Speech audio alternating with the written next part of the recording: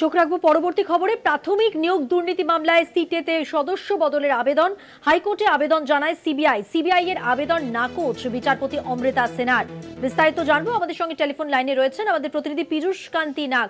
পীযূষ দা, কি কারণে এই আবেদন, কি জানতে পারা যাচ্ছে? দেখো, প্রাথমিক মামলায় গঠন করেছিল কলকাতা হাইকোর্ট। তৎকালীন বিচারপতি অভিজিৎ গঙ্গোপাধ্যায়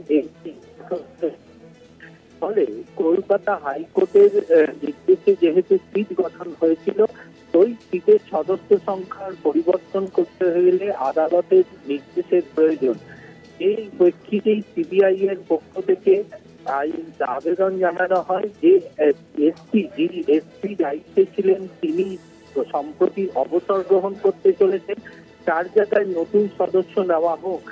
এই আবেদনটি নিয়ে বিচারপতি অমৃতা সিনহার এজলাসে যখন মামলার শুনানির জন্য ওঠে, তখন আবেদনকারীদের আইনজীবী ছাড়াও যে সমস্ত এই মূল মামলার সোমেন নন্দী মামলার মূল যে আবেদনকারী, তার আইনজীবীরা বিদ্যুৎ তামিন আদালতের কাছে জানান প্রাথমিক শিক্ষক নিয়োগ দুর্নীতির মামলাটি সুপ্রিম কোর্টে বিচারাধীন অবস্থায় রয়েছে এবং ওই মামলায় হাইকোর্টের নির্দেশিকার ওপরে স্থগিতাদেশ জারি করেছে সুপ্রিম কোর্ট।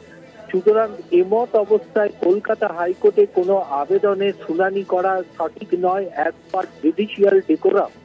এর প্রেক্ষিতেই বিচারপতি অমৃতা সিনহা এই সিবিআই এর আবেদনটি আজকে গ্রহণ করেননি।